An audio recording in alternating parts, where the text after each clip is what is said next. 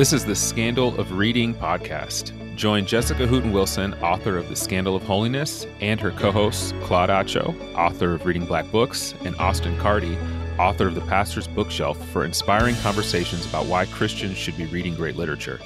In each episode, the hosts will also be dialoguing with writers about books they love and why these books matter for the life of the believer. This podcast is sponsored by Brazos Press.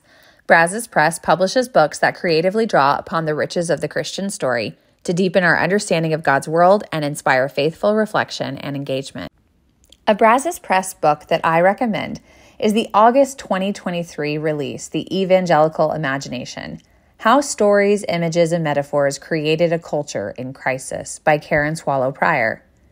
In the book, Prior analyzes the literature, art, and popular culture that has surrounded evangelicalism. She unpacks the movement's most deeply held concepts, ideas, values, and practices to consider what is Christian, rather than merely cultural. Pre-order now and get 40% off and free shipping at bakerbookhouse.com. Hello, friends. How are you guys? Doing great. Doing great, Jessica. How are you? I'm wonderful. My next book is coming out in 2023. And so it made me start thinking about the fact that I had a book come out in 2022. Yes. As you guys did as well. And all of our books, of course, had very similar ideas. Can I ask you what the craziest or maybe the best or the most hopeful responses to your books have been so far? I'll go first. And I want to start with hopeful. So similar to your book, Jessica, but actually you get into multiple texts through your chapters. I kind of did one text per chapter that I was examining.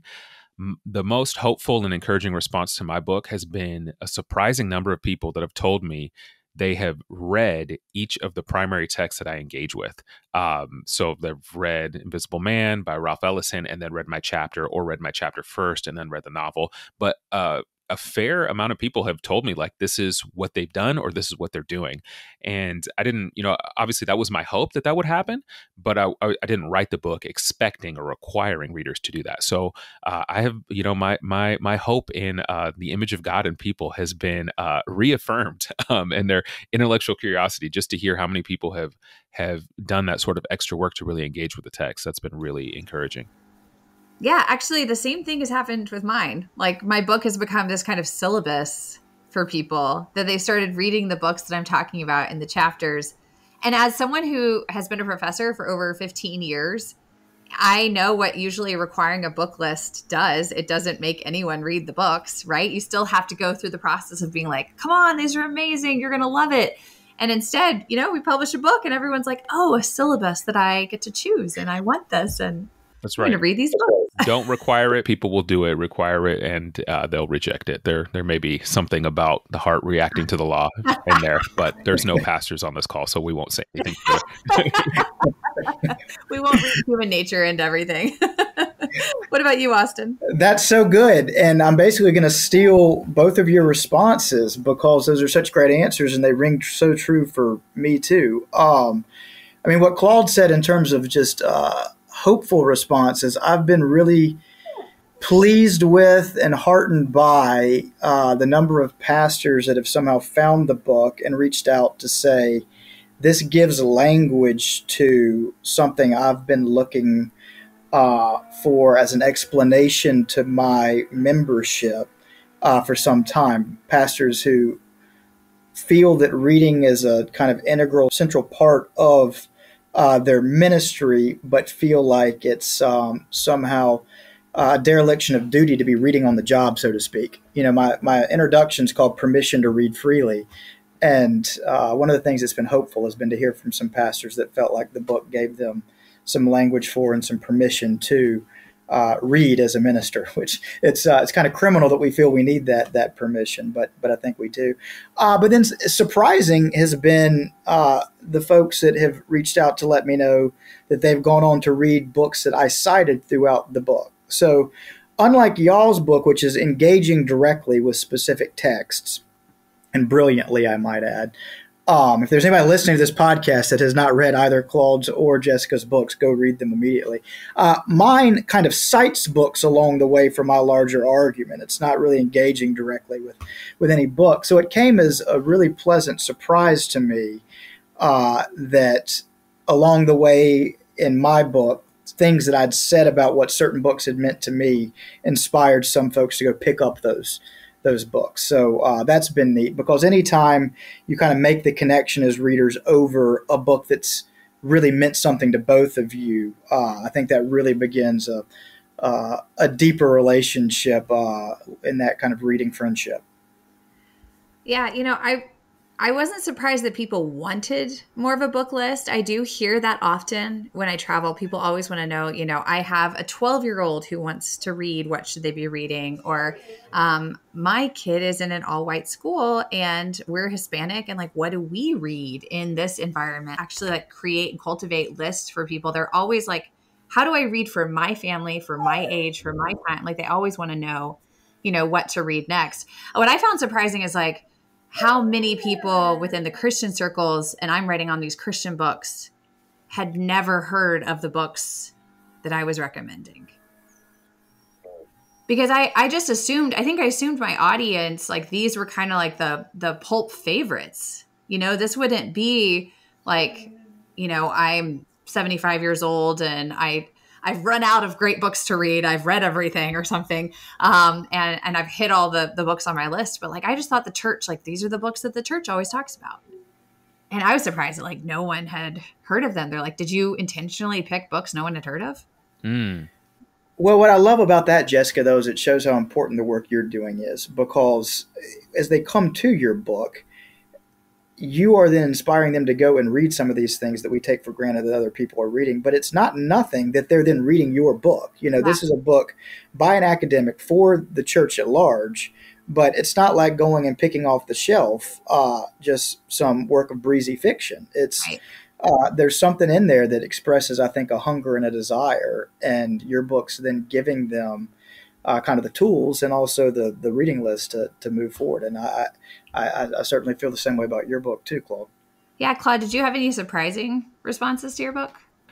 I think that was the one that surprised me the most, just because the level of work involved, right? And it's one thing to, I'm sure we'll talk about this in some of our different kind of Q&A sort of sessions, but a lot of folks don't really read that much, So just for people to pick up a book in the midst of everything that they have going on and to read it is one thing, but then to read that book and then say, I'm going to read all the stuff that this book talks about, it, is a real commitment. So I think that alone surprised me the most. I guess I've also been surprised by the age range of readers that I've interacted with coming to my book. I think a lot more elderly folks have read my book and have found it really helpful. And I think it's people that knew some of the works that I've talked about, maybe read them in college, maybe read Ellison in college or Richard Wright in college, but are now haven't revisited those texts since then, and are now sort of seeing them in light of the same issues presented in contemporary time, and with my chapters guiding them. So I've been surprised to kind of, and it's anecdotal and maybe it's just kind of locally, but to see that sort of readership represented in response to the book, I've been surprised by that in a good way. Yeah, I think those are conversations I would be fascinated to hear. Is you talking to some of your readers about their responses to those books. Yeah, I'd love to hear that too. Yeah. I've had emails come in, positive and encouraging, just sort of outlining, I just read this chapter. This is where it challenged me. This is what I've learned. These are new, so just the way people have engaged with the text has been really encouraging. And I think the people that have read it and don't like it have not mustered the energy to message me, which is totally acceptable and fantastic. Don't be inspired now. Use your energy elsewhere. Don't worry. Just find something else you want to do. It'll be better for all of us. I've been a little surprised by folks that are not ministers or any sort of professional ministry context, who have somehow found my book and have reached out about it. I'm grateful for and thrilled by it, but a bit surprised, because even though it's kind of pitched for anybody in a larger sense, it's a book for ministers in terms of its practical application. And so that's been a pleasant and heartening surprise, that there have been some folks just completely outside the context of ministry that are just book lovers, that somehow found the book and have reached out. That's been nice. Well, you're Protestant. You believe in the priesthood of all believers, right? So Absolutely. There you go. That's right. It's supposed to be a really large audience for a pastor's bookshelf. That's right. That's right. We all kind of have that role. Well, this is fantastic. I love hearing about people's responses to books, because I think it's not helpful to read Amazon reviews. It's not helpful to read Goodreads reviews. Flannery O'Connor used to say, when your book is written, then leave it in God's hands. Like, let it go out into the world. So I appreciate the personal notes, and like when I get to hear people's responses, in person or face to face, because if I'm going to read like some anonymous review, it's usually going to be bad for my soul, even if it's like laudatory or if it's hopefully not defamatory, but if it's something negative or positive, it's probably still not great for you. But when you get those personal responses to your work, then it's like, okay, I feel like I had a real conversation with another person, and it made writing the book matter. So I think that's really well put. And I think all of us submitted these books prayerfully and hopefully for what it could do for the life of the church. And then hopefully we're then all able to rest content that then God's Spirit will cause it to go where it needs to go and find the hands of those that it needs to find. And then anybody that then takes the time to reach out and give us affirmation that it was meaningful, that's just, in my mind, a cherry on top. The gift was getting to write it and getting to send it out. That's a good word, and that's a great way to wrap up this conversation. And now we're going to turn to a really great interview. This podcast is sponsored by Brazos Press. Brazos Press publishes books that creatively draw upon the riches of the Christian story to deepen our understanding of God's world and inspire faithful reflection and engagement. A Brazos Press book that I recommend is The Making of Biblical Womanhood: How the Subjugation of Women Became Gospel Truth by Beth Allison Barr. In the book, Barr shows that the biblical womanhood isn't biblical, but was born in a clearly definable historical moment, and she presents a better way forward for the contemporary church. Get 30% off and free shipping at bakerbookhouse.com. Welcome to the Scandal of Reading podcast. Usually I invite guests on who are contemporary Christian writers, and we get to have conversations about literature.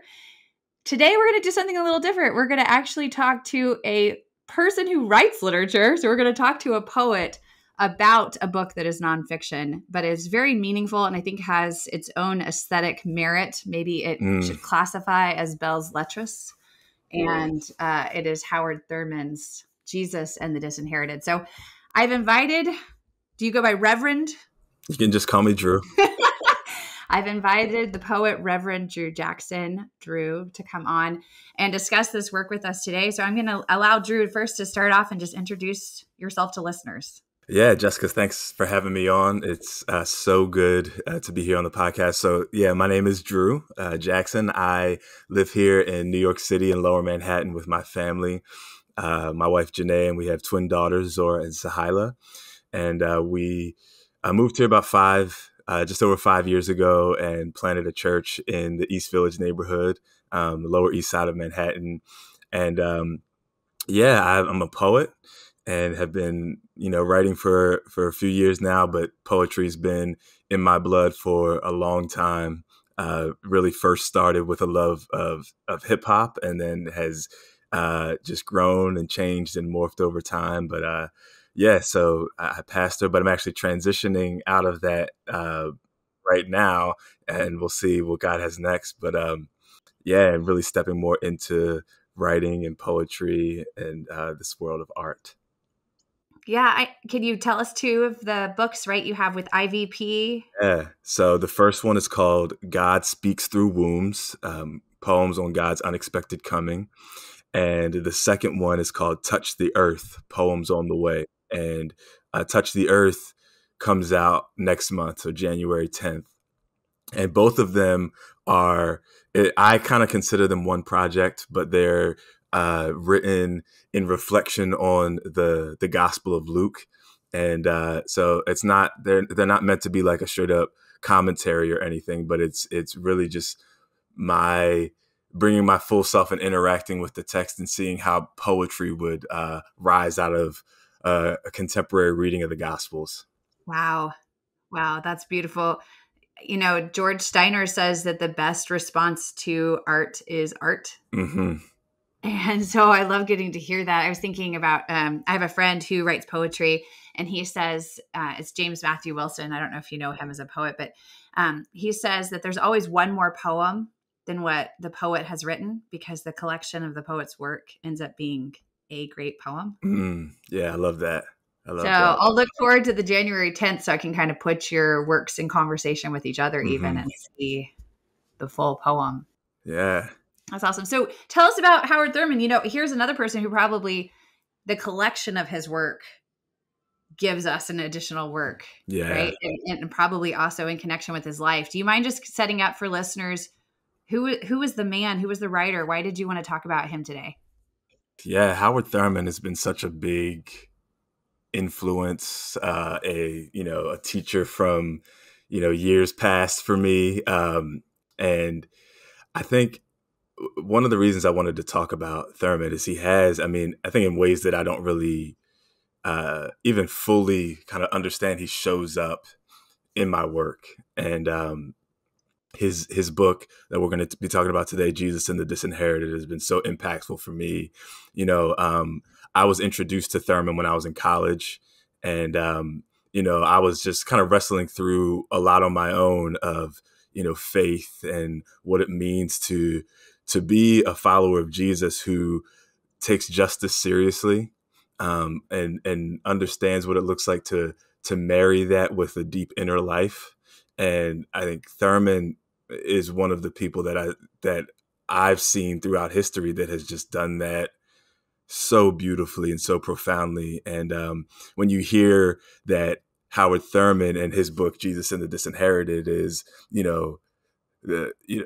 legend has it that that's the book that Dr. King would carry around with him, that those who were on the front lines of the civil rights movement, they would, retreat to Howard Thurman, to be filled up and energized for the work.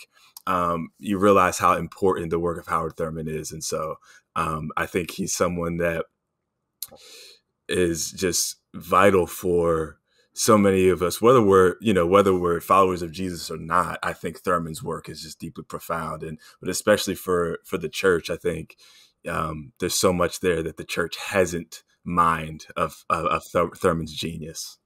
Yeah, I think the legend story is that Martin Luther King Jr. used to say, like, this was more important to pack than clean underwear. Yeah. Like, he was, this is the thing he had to have everywhere he went. There's a poem that Thurman wrote that he said summarized the book. Have you heard this? No. Which one is that? The Incarnation of Words, I think is what it's called. And it says, I'm just going to read it. It's very short, but I think it's a good segue kind of into this book, because it did seem like Thurman rewrote this book several times in his life, right? He wrote it first as an article. He wrote this prose poem about it. So he just kept hitting a lot of these ideas and retelling this story so that people wouldn't miss what he was saying. Mm-hmm. And this poem, I think, is a good introduction. He says, "The word was love. Hate is the last great fortress of the weak. Thou must not make division. Thy mind, heart, soul, and strength must ever search to find the way by which the road to all men's need of thee must go. This is the highway of the Lord." So when we look at Jesus and the Disinherited, he's really writing about kind of these alternatives, these ways of responding, the way of responding, right? Yeah. He's really hitting on like Jesus as the way of responding, casting hate, fear, deception in one hand and love on the other side, right? Mm-hmm. So with this audience, he's writing particularly to those with their backs against the wall, right? This is the disinherited he talks about in the title, the dispossessed. Mm-hmm. Do you mind explaining more about what he means, those with their backs against the wall? Yeah.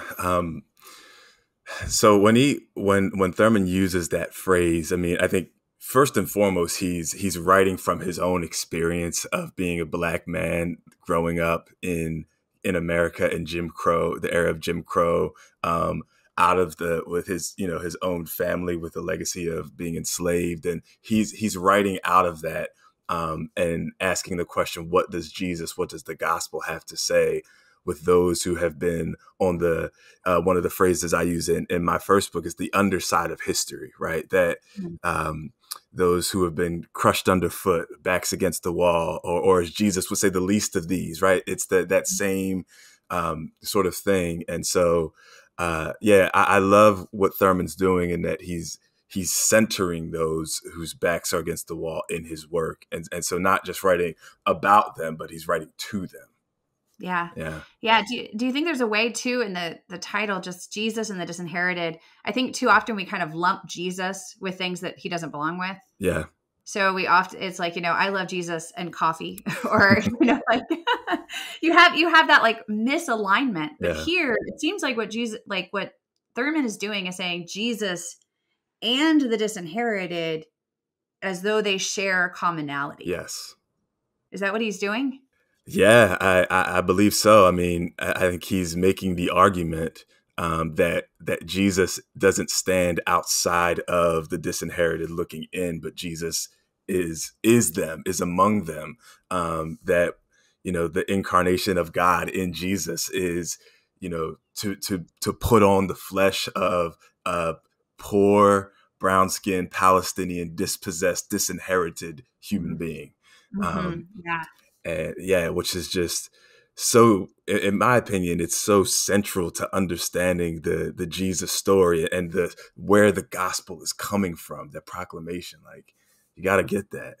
Yeah. Yeah. So why do you think this was so revolutionary in 1940, and it's still revolutionary now, right? In the 21st century, to imagine Jesus in this way, in which his first century Palestinian identity was more closely aligned with African Americans in the 1940s than people were recognizing? Why was Thurman having to like show this? Yeah, because Jesus throughout history has always been co-opted by the powerful. Yeah. Always.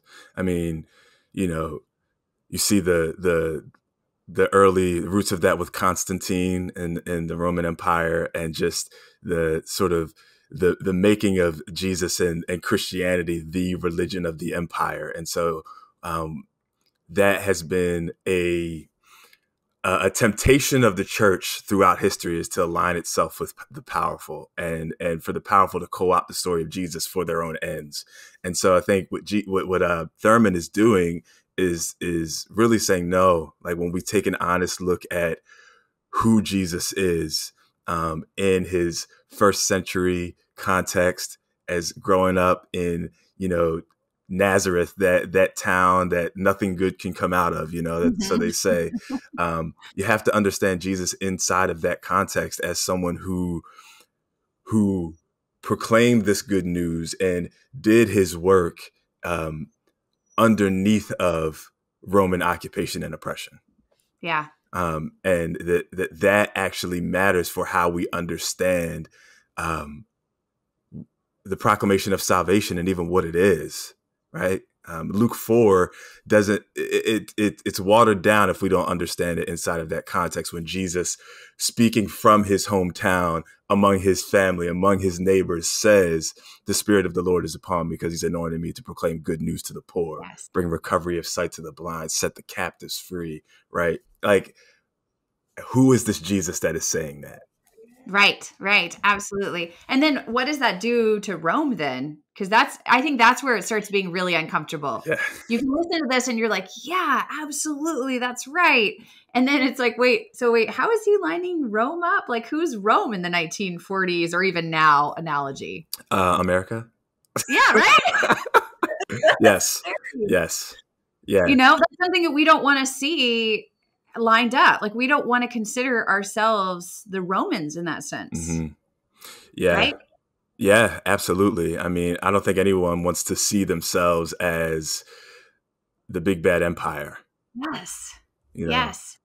But how can the cross be redemptive unless you can see yourself? Yeah. As part of the problem. Yeah. And I mean, you know, James Cone builds on the work of Howard Thurman and, you know, and his work, The Cross and the Lynching Tree, you know, where he talks about how with the crucifixion of Jesus, like, how do you not see the obvious echoes, of the crucifixion in the lynched bodies of African Americans in American history, swinging from trees, and just that there's something there that the church needs to see and reckon with. Yeah, that's fantastic. So what are the alternatives that Thurman gives us, right? Because you can start lining up this analogy. You can start seeing history this way. You can see your own position in society this way. And the different alternatives he gives us are what are the responses for people, and how is he kind of outlining those? You mean when he talks about deception and fear? Fear, deception. Yeah. Well, I love what Thurman is doing in those chapters, and how he really gets inside of each one of them. So to help the reader understand, like, when you talk about sort of the fear that is present within the disinherited, to understand like where that comes from. He talks about fear and hatred as like the hounds at the heels of the disinherited, right? That they're just always there. And like, I can't help but think of, even just the stories of my own upbringing, just growing up and so I'm the youngest of 4 boys, and we would share stories. We've shared stories about our own interactions with like law enforcement, right? And sort of the fear that is just ever present. Like Thurman uses that language of the ever present fear, and it's almost this deep anxiety, right? That I know that this has been a whole study around epigenetics, but how that has been passed down, even just in your own body, how you feel it in your own body. And so like, I just love one that Thurman gets inside of that, and even 2 with hatred, how he gets inside of that, and just this sort of understanding of like, hatred for those who have been disinherited is one, like, it's an understandable hatred. You know where that comes from. And it's important to know where that comes from, but it's also important to know that he says specifically, he talks about how the hatred, how it's when it's, being that it has its root in bitterness, right? What it ends up doing though, no matter where it does, because hatred can't sort of discriminate. It can't tell like, that it's coming from this thing or coming from that thing. It just, hatred is. And so what it ends up doing is robbing whoever of creativity, the ability to create something, more beautiful or something more, right? And so you sort of end up mired in the negativity of it. And so Thurman is just sort of talking about the getting free from the hatred. Yeah, that's so good. Well, and the hatred and the fear, and then he talks about the deception too, that all of those things end up enslaving people who now have found themselves free, right? And so he's saying if there's going to be freedom, you can't have your responses to those other people, right? To the Romans, to the whites, to the Americans in power. You can't have your responses be dictated by them, or once again, you're you're enslaved. Like you've chosen that. Really what he's doing is he is inviting the disinherited to reclaim their dignity.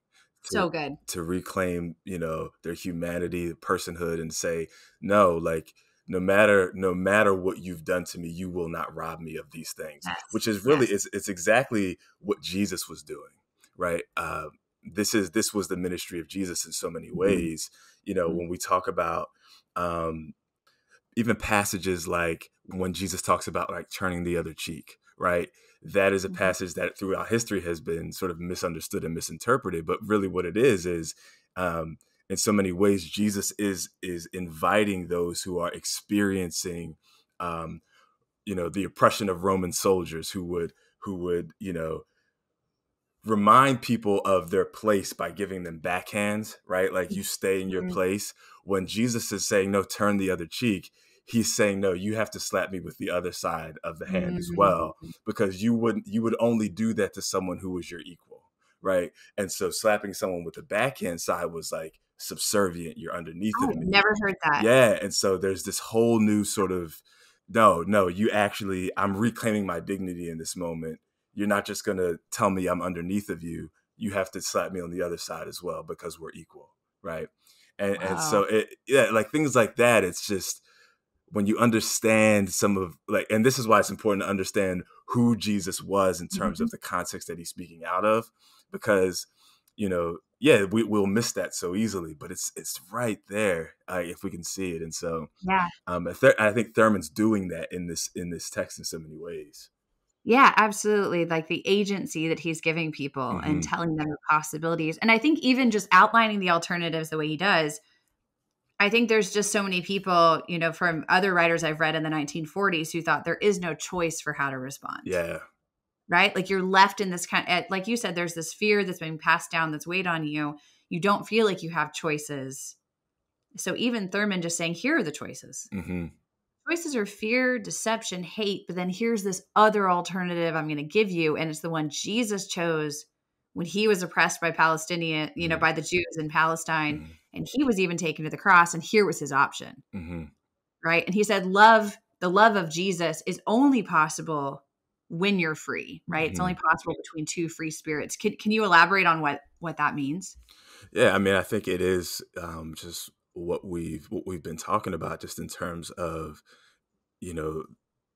freedom from the things that, both externally and internally keep us enslaved, right? Yeah. The external forces of oppression and violence and all those things, but what they do to us internally. And love is only possible once those chains fall away, right? To come toward another person, to truly seek the flourishing of another person for their sake, for their good, is only possible, once the bitterness falls away and once the fear begins to subside, right?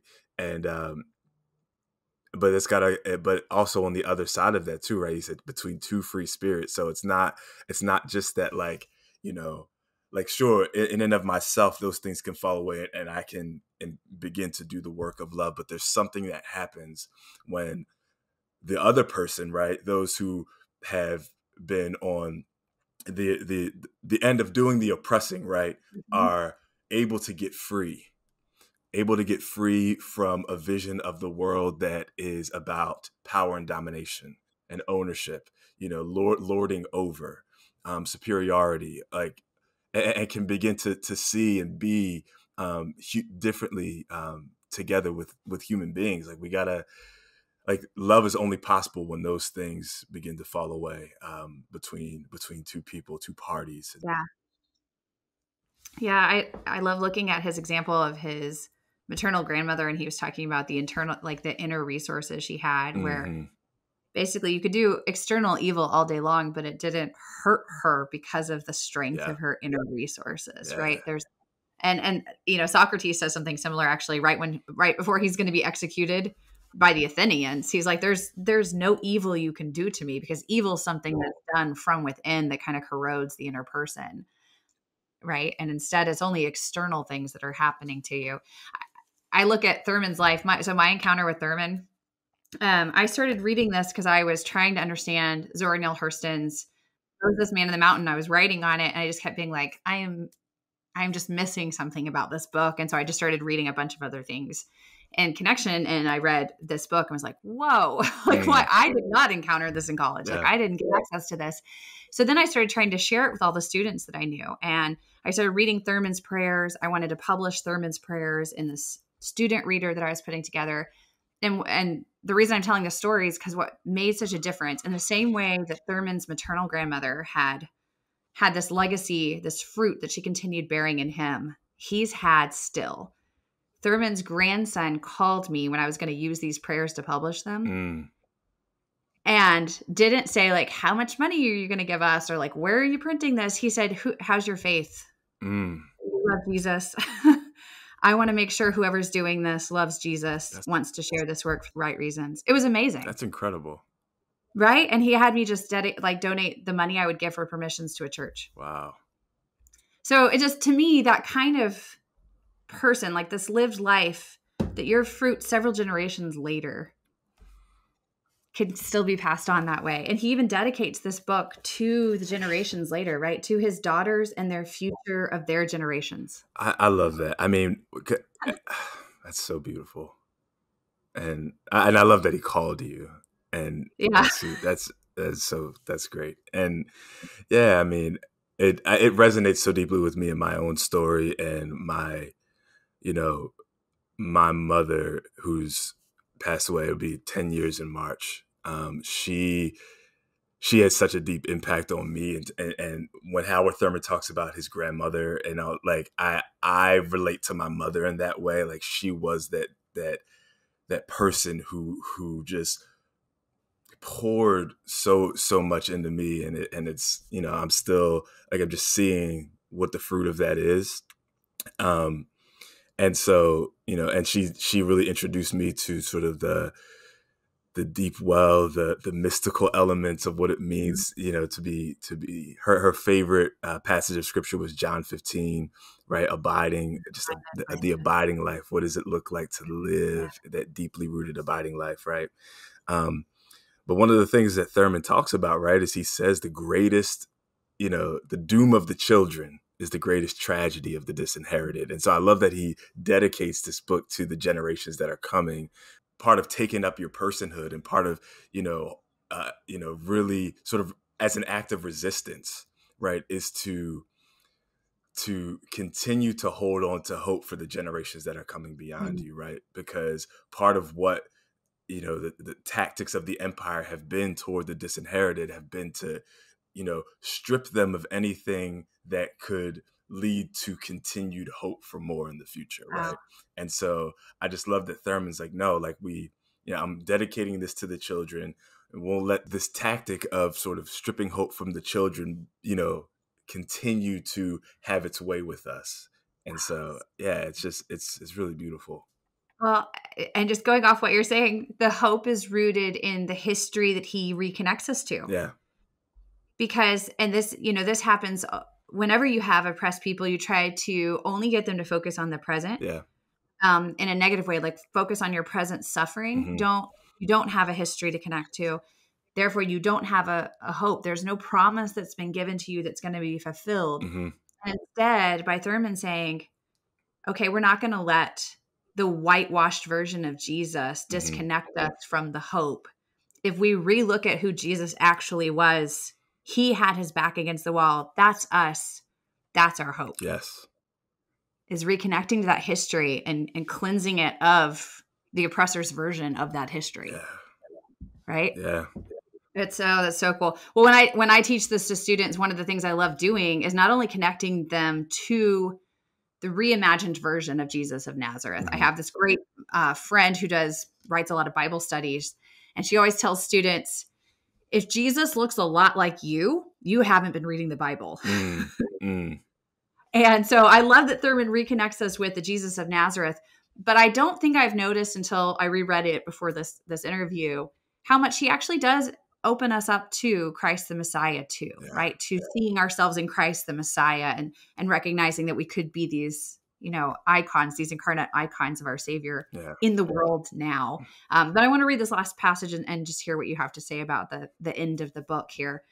But he says, Jesus Christ belongs to no age, no race, no creed. When men look into his face, they see etched the glory of their own possibilities, and their hearts whisper, thank you and thank God. I love that. I love that. Yeah. I mean, I think when I hear that, and you know, because Thurman does spend a lot of his time in the book talking about, right, the person of Jesus of Nazareth, but there's this other aspect, right, of who Jesus is, this the Christ side of Jesus, Yes. that as Thurman says, there is, you know, no, he belongs to no age, no time. There's this expansiveness, this cosmic. It's the cosmic Christ that he's talking about, Yes. right? Yes. Yes. Yes. Cosmic Christ. And so, I mean, when I read Thurman, I mean, in all of his other works, he spends a lot of time talking about this in so many different ways. This sort of universal, cosmic nature of who Christ is, the bigness of it, and how, you know, this Christ is all and is in all, as Paul would say, right? And so, and part of the freedom, right, getting free, the freedom to love, is even the ability to begin to see the Christ in all. Like, how do you even develop the eyes to begin to see that? Yeah. The first person I heard use this phrase was Father Richard Rohr.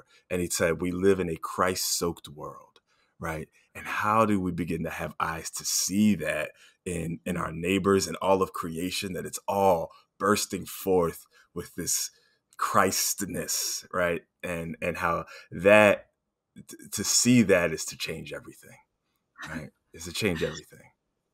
That's so good. That's so good.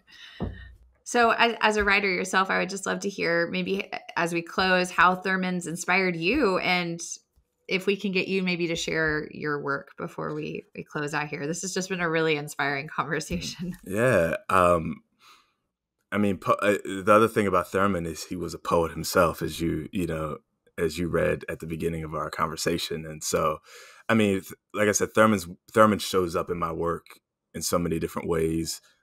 Both what we talked about today, in the ways that he really kind of brings us back to understanding Jesus in that first century context, and what it means that Jesus was among those who had their backs against the wall.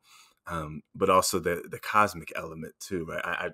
I see myself as someone who writes at the intersections of justice and contemplation. And so those, I really, like I said, I think Thurman embodies those things so well.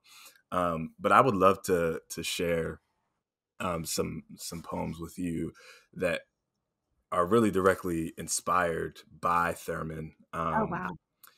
And so, yeah, this first one is, so this is from Touch the Earth, which is my latest book. And the poem is called The Tragedy of the Disinherited. And so it's written in reflection on Luke chapter 9, verses 37 through 43. This is when Jesus and Peter, James, and John come down from the Mount of Transfiguration, and they encounter a father whose son has been, oppressed by an unclean spirit and has been throwing himself into the fire. And so they're sort of coming off of this experience, and they're immediately hit with like the reality of life on the ground, right? Wow. And I start the poem with an epigraph, which is a quote from Howard Thurman, which is what I quoted earlier, which says, "The doom of the children is the greatest tragedy of the disinherited. Down in the valley, in the belly of this beast, Tamir can't run free. The emmets are threatened till their young bodies are seized by the demonic, squeezed out of the life that others enjoy. And we are left helpless in the face of the evil that is suffocating our sons. Wondering what else can be done, we begin to lose faith that any change can come.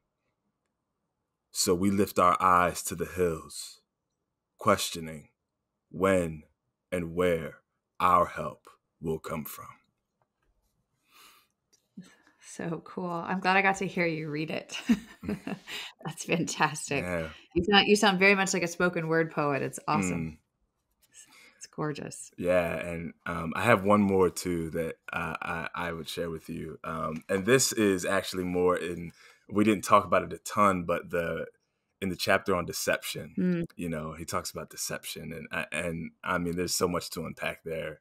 But this poem is called Situation Ethics. and it's inspired by Luke chapter 16, verse 1-9.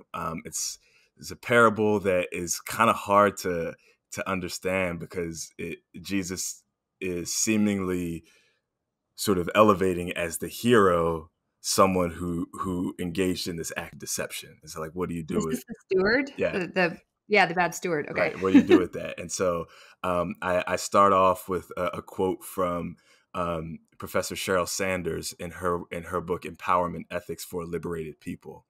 And the quote says, Albert J. Rabbitoe notes that lying and deceit, normally considered moral vices, were virtues to slaves in their dealings with whites.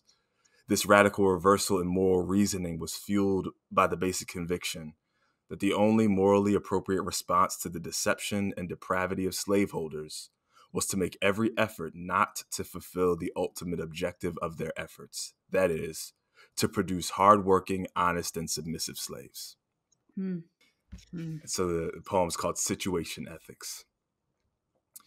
When I sit long enough with my bones, I discover stories. Like a paleontologist, I use the fine-haired brush of my intuition to uncover things I never knew existed. In my lineage are ancestors who lived by a different set of ethics. With ankles and wrists pressed against the chains of enslavement, they made decisions that some today might call questionable. Question: who sets the standard of morality? God? Who's God? The one who sovereignly ordained these chains? Well then, back to these bones. Booker T told a story about his mother waking him at midnight to eat a chicken secured from an unknown source. Of course, he meant the master. Mother could not fathom her children's mouths remaining empty while they feasted up at the big house on the food she had raised. We call God immutable, which usually means we refuse to change our view of God. Let every deception be in service of heaven. Whoa, what an end. Wow, that's great. I love the opening so much too. Right? When you sit in your bones, you discover stories. Yeah. That's phenomenal. I really love that. Thank you. Yeah. I don't want to explicate it because there's too much there. I'm just gonna let it sit. That was so good. Thank you, Drew. I hope we get a chance to meet in person one day, but I really appreciate you taking the time. Yeah, thanks for having me. This podcast is sponsored by Brazos Press. Brazos Press publishes books that creatively draw upon the riches of the Christian story to deepen our understanding of God's world and inspire faithful reflection and engagement. A Brazos Press book that I recommend is Reading Black Books: How African American Literature Can Make Our Faith More Whole and Just by Claude Atcho. This book was named a Christianity Today Award finalist. In the book, Atcho demonstrates how Black experience, as shown in the great literature of African American writers, can guide us all toward sharper theological thinking and more faithful living. Get 30% off and free shipping at bakerbookhouse.com.